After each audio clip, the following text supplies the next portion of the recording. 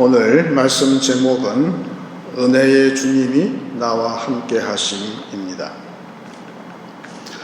교회에 나와서 제일 많이 듣는 말은 믿음이라는 말인데 그와 못지않게 은혜라는 말도 듣게 됩니다.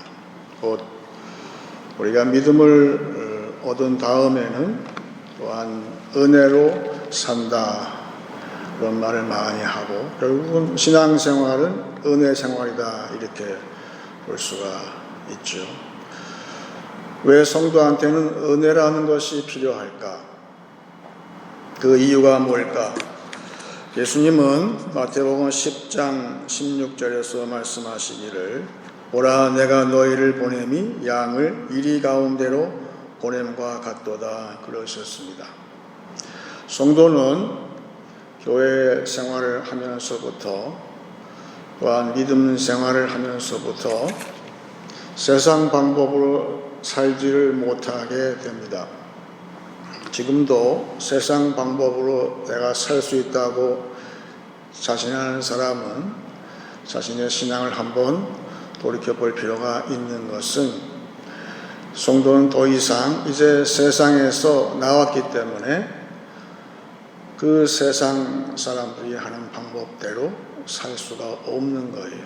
그래서 대신 우리에게 주신 것이 무엇일까?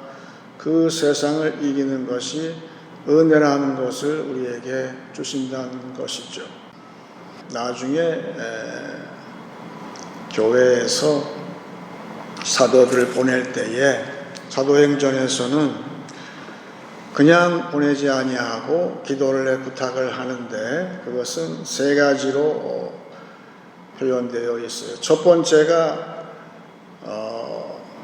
너희들을 은혜에 부탁한다 그런 표현이 나오고 있어요.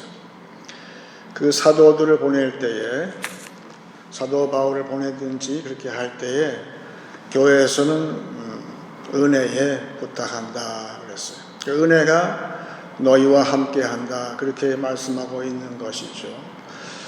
또 하나는 은혜의 말씀에 부탁한다 그랬어요. 은혜의 말씀이 너희와 함께함으로 세상을 이길 수 있다 그렇게 이야기했고 마지막에는 주님께 너희들을 부탁한다 그런 표현도 썼어요. 결국은 주님이 우리와 언제든지 세상 끝날까지 함께 하신다고 약속하셨는데 그것은 우리에게 은혜를 주시고 은혜를 붙여주시고 은혜로 우리를 항상 함께 하신다 그렇게 약속을 하시는 것이죠. 왜냐하면 그 은혜를 가지고 은혜는 하나님께서 위에서부터 주시는 것이기 때문에 너희는 이리때 가운데 보낸 양들 같지만 하나님의 은혜가 함께함으로 이 세상을 능히 이길 수 있게 해주겠다고 약속하신 것이죠. 그래서 이 험악한 세상에 우리가 살 수 있는 것은 은혜가 항상 함께하시고 은혜라는 것이 있다는 뜻은 거기에 주님이 함께하시고 은혜의 주님이 나와 함께 하신다는 사실인 것이죠. 그래서 성도는 누구인가? 하나님의 은혜를 가지고 그 은혜가 얼마나 멀리 또한 능력 있게 역사해서 세상을 변화시키고 또한 세상에 유익을 주는지 그로 인해서 결국은 하나님의 뜻을 이루는 하나님께서 이 교회와 또한 세상에 보낸 선물과 같다 그랬어요. 그래서 그 선물, 은혜의 선물, 결국은 은혜는 선물이라 볼 수 있는데 이 선물을 가장 먼저 받은 사람은 방주를 지은 노아 할아버지였어요. 성경에 처음 나오는 것이 창세기 6장 8절에 나오기를 그러나 노아는 여호와께 은혜를 입었더라 그랬습니다. 지금 우리가 교회의 상황이 악화되고 세상이 점점 과연 이 때와 같이 그런 험악한 세월을 산다고 하지만 노아만큼 험악한 세월을 살았던 분은 없었겠죠. 노아의 8가족 외에는 전부 둘러싸인 모든 환경이 진짜 어디를 봐도 악한 그런 상황을 그분은 살았어요. 그런데 그 악한 험악한 그 세상을 노아에게는 은혜를 주셨다고 했는데, 여기 은혜를 입었다는 뜻이 은혜를 만난다는 뜻이에요. 마치 인격적인 주님을 만나듯이 노아는 은혜를 만났어요. 은혜를 체험했다는 뜻이죠. 그 이야기는 우리가 알다시피 노아는 첫 언약의 그 수혜자죠.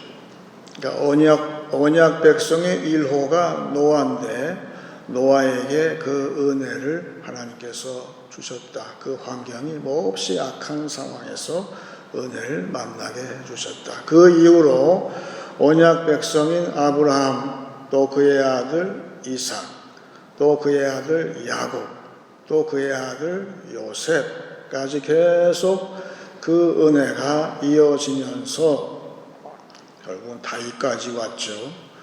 다윗의 언약이 우리가 아는 것처럼, 그래서 오늘 교회는 새로운 언약의 대상으로서 오늘도 하나님께서는 교회에 은혜를 주시는 것이죠. 언약의 약속을 지키시기 위해서 하나님께서 우리에게 주시는 큰 선물이고, 은혜란 말은 영어로 얘기해서 favor라고 하는데 그건 특혜라고 할 수가 있어요. 성도는 무엇으로 삽니까? 특별한 은혜, 특별한 혜택으로 산다는 것이죠. 그래서 이건 보통의 선물이 아닌 것이죠. 오늘도 우리는 이 은혜의 선물을 통해서 이 세상에 살아가고 있는 것이죠. 오늘 로마서 16장을 하면서, 로마서의 마지막 장인데 여기에는 사도 바울이 여러 성도를 로마에 보내는 그런 장면처럼 나와요. 그러니까 똑같이 바울은 예수님께서 12제자와 사도를 교회가 보내는 것처럼 지금 바울은 그런 역할을 하면서 당부 말씀을 마지막에 하고 있는 것이죠. 그런데 당부하는 말씀이 딱 한 가지예요. 오늘 본문 말씀 17절 이후에 나오는 말씀은 사도 바울이 마지막으로, 이 로마서는 사도 바울의 마지막 편지라 할 수 있는데 그 편지의 마지막 장에서 부탁을 했기 때문에 이 말씀은 오늘을 사는 우리 성도가 어떻게 살아야 할지 사도 바울의 마지막 당부 말씀을 우리가 듣고 있는 것이죠. 그것은 사이비 은혜에 대한 말씀이에요. 오늘 17절 말씀을 같이 보겠습니다. 형제들아, 내가 너희를 권하노니 너희가 배운 교훈을 거슬러 분쟁을 일으키거나 거치게 하는 자들을 살피고 그들에게서 떠나라 그랬어요. 왜냐하면 18절에 이 같은 자들은 우리 주 그리스도를 섬기지 아니하고 다만 자기들의 배만 섬기나니 교활한 말과 아첨하는 말로 순진한 자들의 마음을 미혹하느니라 그랬습니다. 사이비 은혜는 아주 교원영색이라는 말이 있듯이 그 말이 보통 잘하는 게 아니에요. 그럴싸하게 말을 하는데 그 결과는 어떻게 되는가? 교회를 완전히 나누어 버리는, 분쟁을 일으키는 것이 이 사이비 은혜라고 그랬어요.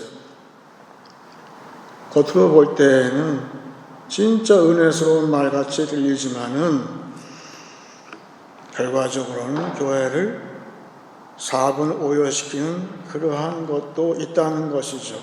그래서 성도는 그거를 구분할 수 있어야 되는데 바울은 지금 얘기하는 것은 예수님의 말씀 그대로 제자를, 우리 성도를 세상에 보낼 때에는 빈손이 아니고 주님의 은혜를 같이 붙여주시기 때문에 그럴 경우에 어떻게 대처할지를 이야기하면서 그 다음 절에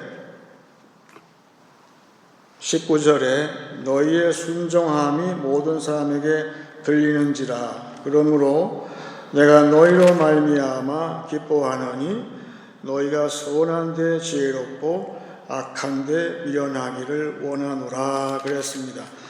아까 읽었던 마태복음 10장 16절에서 제가 안 읽은 후반절이 있는데, 제가 다시 마태복음 10장 16절 보게 되면 보라 내가 너희를 보냄이 양을 이리 가운데로 보냄과 같도다. 이 똑같이 지금 바울도 성도를, 이 편지를 가지고 가는 그분을 위시해서 성도들을 로마에 보내면서 똑같은 마음으로 예수님의 심정으로 지금 보내고 있는데, 예수님 말씀은 그러므로 너희는 뱀같이 지혜롭고 비둘기같이 순결하라 하셨어요. 세상을 상대하는데, 그 사이비 은혜를 상대하는데 어떻게 하는가? 너희는 뱀처럼 지혜롭고. 어떻게 예수님이 뱀에 비유를 할 수 있을까? 희한하죠. 그리고 비둘기같이 순결하라, 그 얘기예요. 순결하라는 뜻은 우리가 마치 페인트 통을 사게 되면 그 흰색 페인트가 있잖아요. 그것을 뚜껑을 개봉을 하게 되면 아주 하얗게 보이죠. 거기다가 검은색 그 페인트를 한 방울 추가하게 되면 어떻게 됩니까? 그 페인트는 못 쓰는 거죠. 순결하라는 뜻은 그 뜻이에요. 그런 조금도 오염되지 않는 완전히 하나, 그런 순수한 그런 상태를 이야기하는데, 오늘 바울은 이 말씀을 받아서, 항상 바울은 예수님의 말씀을 받아서 우리한테 쉽게 이해되도록 하셨는데, 여기 나온 것처럼 너희가 선한 데 지혜롭고, 예수님 말씀 똑같으시죠? 그리고 악한 데 미련하기를 원하노라. 그러니까 예수님의 말씀과 사도 바울의 말씀을 종합하게 되면 이런 뜻이에요. 너희는 선한 일에는 뱀처럼 지혜롭고 악한 일에는 비둘기처럼 미련하기를 원하노라 그랬어요. 미련하다는 말하고 순결하다는 말은 같은 뜻이에요. 같은 어원이에요. 그러니까 이 사이비 은혜, 지금도 이 세상에 너무나 많이 이렇게 범람하고 있는 그런 거짓된 은혜를 어떻게 상대하느냐. 우리에게는 주님의 은혜가 함께 하시기 때문에 선한 일에는 어떻게 하든지 뱀처럼 지혜로워질 수 있다는 거예요. 선한 일을 위해서는 굉장히 지혜롭게 우리가 행동할 수 있다는 것이고, 근데 악한 일은 그냥 말로 잼병이에요. 악한 일은 아예 생각이 안 나는 거예요. 그게 이 말씀이에요. 비둘기처럼 순결하라. 악한 일에는. 그런데 사이비 은혜는 이거하고 정반대예요. 악한 일에는 진짜 뱀처럼 지혜로운데 선한 일에는 전혀 지혜가 없어요. 전혀 생각을 안 하는 거예요. 그것이 세상인데, 그런 사이비 은혜를 우리가 대처하기 위해서는 이 말씀대로 하라는 뜻이에요. 왜?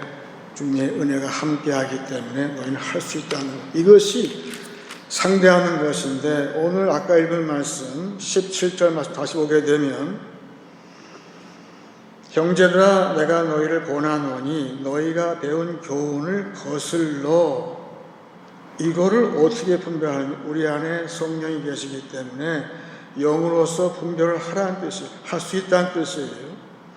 아무리 그렇게 그럴싸하게 말을 할지라도 우리는 성령이 함께 하시기 때문에 그것을 구분할 수 있어요. 그래서 저것이 분쟁을 일으키거나 거치게 하는 자들을 살피고 그들에게서 떠나라 그랬어요. 여기 떠난다는 말은 마치 저들이 큰 배가 나한테 이렇게 몰려온다는 뜻이에요. 내 배는 작은 배인데 가는데 큰 배가 내 앞에 정면으로 지금 도전하면서 몰려온다는 거예요. 그러면 나는 선한데 뱀처럼 지혜롭게 되기 때문에 그것을 마주 상대해서 들이받는 것이 아니라 빨리 다른 코스로 뱀머리를 돌리라는 뜻이에요. 상대하지 말고. 그래서 그렇게 행동으로 말미암아서 결국은 이 교회와 이 세상의 평강을 유지하는 데 너희가 앞장을 서라 말씀하고 있어요. 왜 이렇게 했을까? 로마서 쓰기 전에 고린도서를 썼을 텐데 사도 바울은 고린도에서 온갖 분란을 일으키는 사람들을 다 경험을 했어요. 그래서 그 경험을 마지막으로 로마서에 쓰고 있는 거예요. 어떻게 하면 되겠다. 그렇게 분란을 일으키는 겉으로는 말을 그럴싸하게 하는 사람, 그런 뱀의 혀처럼 그런 것을 너희는 분별하고 아예 그 사람을 피할 수 있는 것은 너희 안에 은혜가 있기 때문에, 은혜가 함께하기 때문에 너희는 선한 일에만 지혜롭고 아예 악한 일에는 아예 모른다고, 아예 무식하고 미련하다고 하고 상대하라는 것이죠.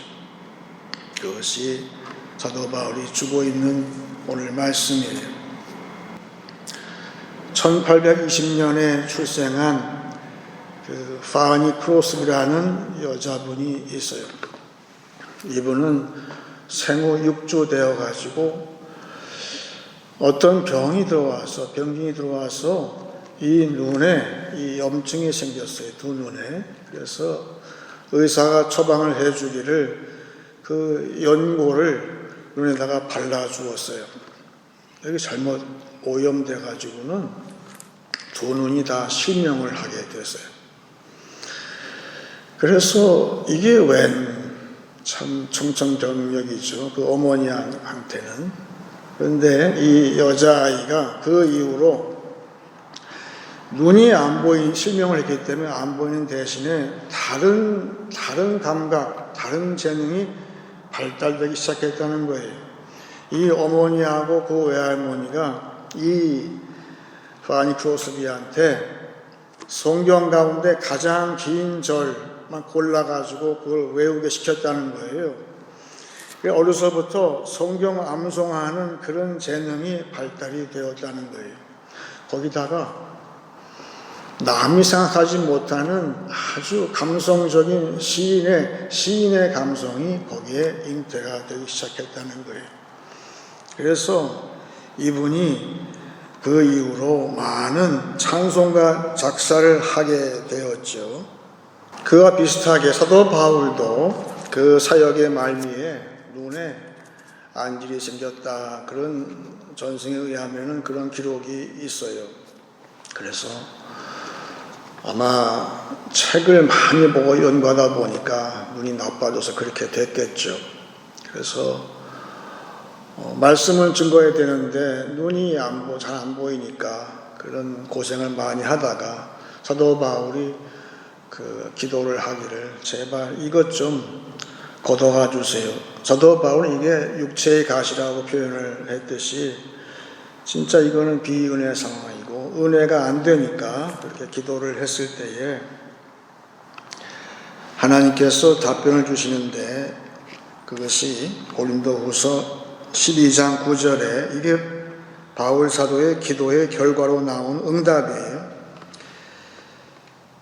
나에게 이르시기를 내 은혜가 네게 족하도다.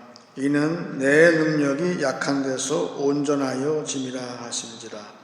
그러므로 도리어 크게 기뻐함으로 나의 여러 약한 것들에 대하여 자랑하리니 이는 그리스도의 능력이 내게 머물게 하려 함이라. 우리는 보통 이런 험난한 상황을 만날 때에 무엇이 잘못됐고 또한 내가 무엇을 개선하면 될지 궁리를 많이 하는데 성도는 어떻게 할 것인가 이럴 경우에 기도를 해보는데 그런데 예수님 말씀이 지금 네 상황이 약한 건 맞는데 그 약할 때에 오히려 내 은혜가 너한테 족하다. 은혜가 너한테 더 풍성하게 넘치고 그것은 그 은혜의 결과 내 능력, 네 능력이 아니라 내 능력이 너의 약한 데서 풍성하게 된다고 지금 말씀을 해 주셨어요. 그래서 그러네. 내가 약할 때. 그래서 아까 얘기한 파니 크로스비 여사도 오랜 세월 지난 다음에 회고하기를 아마 어릴 때 그 약을 조제해 준 그 의사 선생님은 지금 돌아가셨겠지만 저는 그분을 전혀 원망하지 않습니다. 왜냐하면 그분으로 말미암아서 내가 이렇게 주님의 종이 되어서 많은 사람을 잘 섬길 수 있었기 때문에 오히려 그분은 저한테 은인이다 저는 믿고 있습니다 할 정도로 회고했다는 것이죠. 지금 바울이 그 파니 크로스비의 원본에 해당하는 바울이 말씀하기를 그 말씀을 하고 있는 거예요. 그래서 성도의 비은혜 상황은 무엇으로 연결되는가? 그 어려운 상황을 통해서 오히려 주님의 은혜가 나한테 풍성하게 되어서 나로 하여금 예수님께 더 의지하게 되고 예수님에 잡혀서 그런 예수님의 종으로서의 섬기는 삶을 내가 배울 수 있게 하십니다.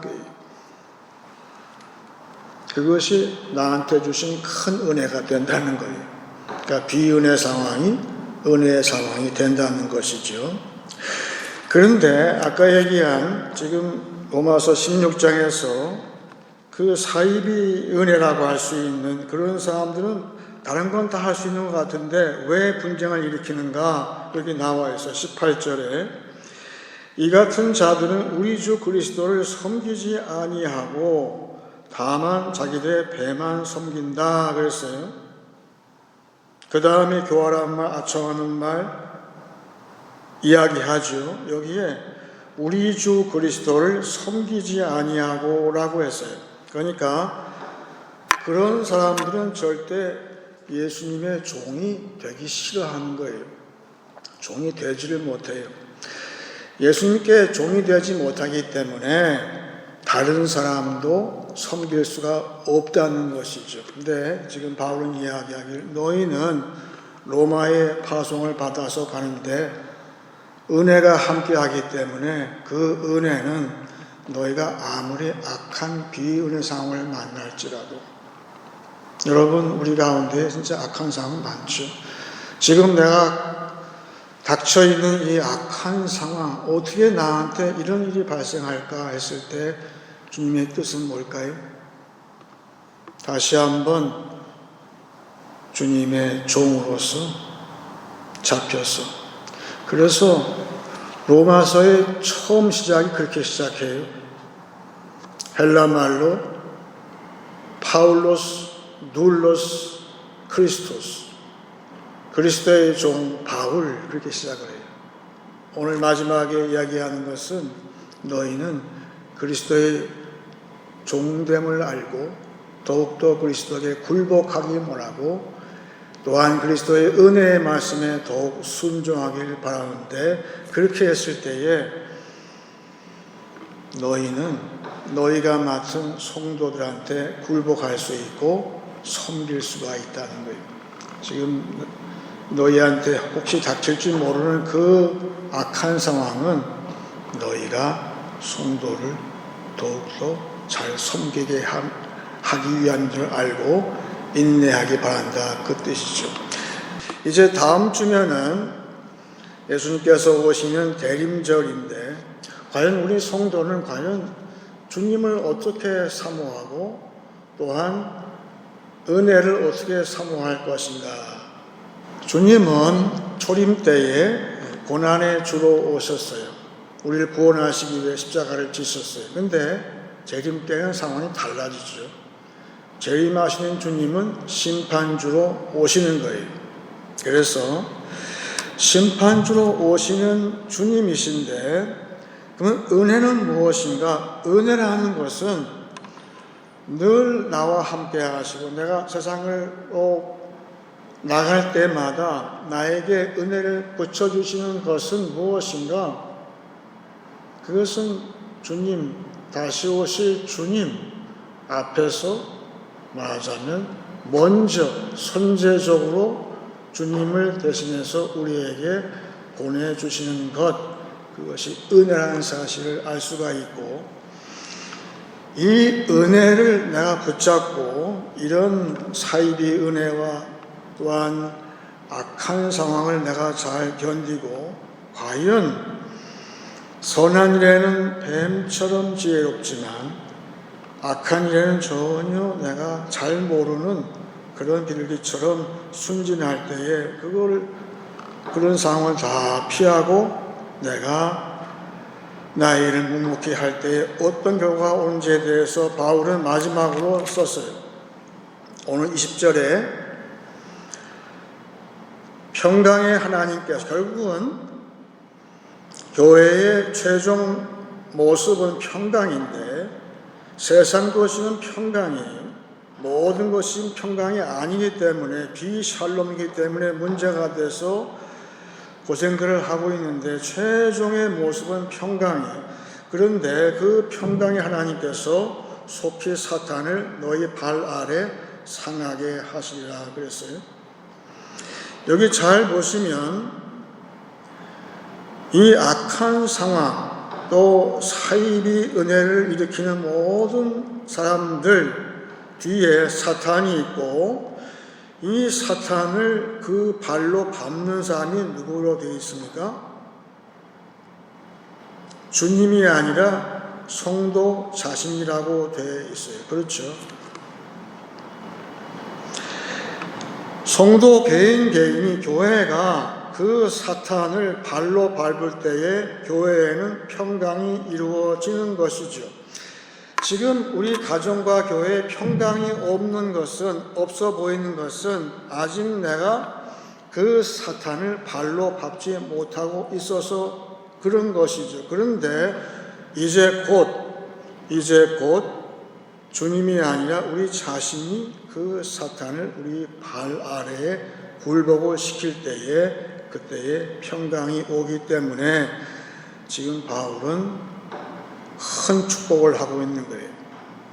너희가 지금 보냄받아서 로마로 가는데, 로마에는 보통 위협적인 과연 이리 때와 같은 그런 상황이 발생할 텐데, 너희가 양처럼 순진하게 가는 것 같지만 너희가 그것을 잘 감당한 다음에는 그 악한 상황은 잠시일 뿐이고 곧 너희 발 아래에 사탄이 굴복해 하시는 그 주님의 선제적인 은혜가 너희와 함께 하실 것이기 때문에 전혀 염려하지 말고 나가라고 지금 이야기하고 있는 것이죠.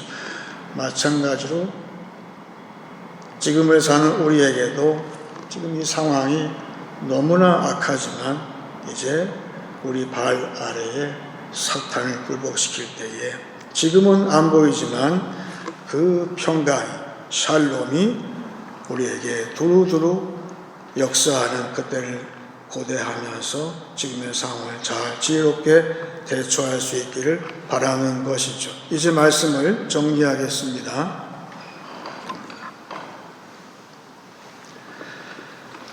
은혜의 주님이 동행하시기에 험악한 세상을 이길 수 있습니다. 은혜는 언약 백성이 받는 특별한 선물입니다. 은혜의 주님과 동행하는 성도는 선한 데에는 뱀처럼 지혜롭고 악한 데에는 비둘기처럼 미련할 수 있습니다. 비은혜 상황을 만날수록 성도는 주님과 그의 말씀에 복종하고 또한 서로 상호 복종함으로 샬롬을 체험하게 될 것입니다. 선제적으로 주시는 주님의 은혜로 말미암아 최종 승리하는 한 주간 되시길 축원합니다. 이제 찬송 300장 하겠습니다.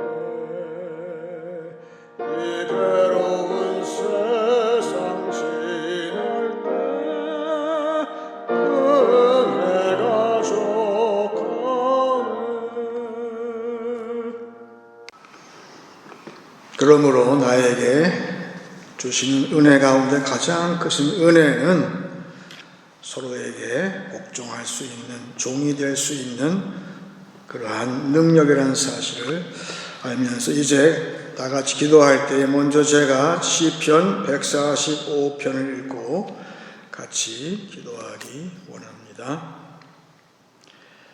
왕이신 나의 하나님이여, 내가 주를 높이고 영원히 주의 이름을 송축하리이다. 여호와께서는 그 모든 행위에 의로우시며 그 모든 일에 은혜로우시도다. 여호와께서는 자기에게 간구하는 모든 자, 곧 진실하게 간구하는 모든 자에게 가까이 하시는도다. 그는 자기를 경외하는 자들의 소원을 이루시며 또 그들의 부르짖음을 들으사 구원하시리로다. 여호와께서 자기를 사랑하는 자들은 다 보호하시고 악인들은 다 멸하시리로다. 내 입이 여호와의 영예를 말하며 모든 육체가 그의 거룩하신 이름을 영원히 송축할지로다. 다 같이 기도하겠습니다.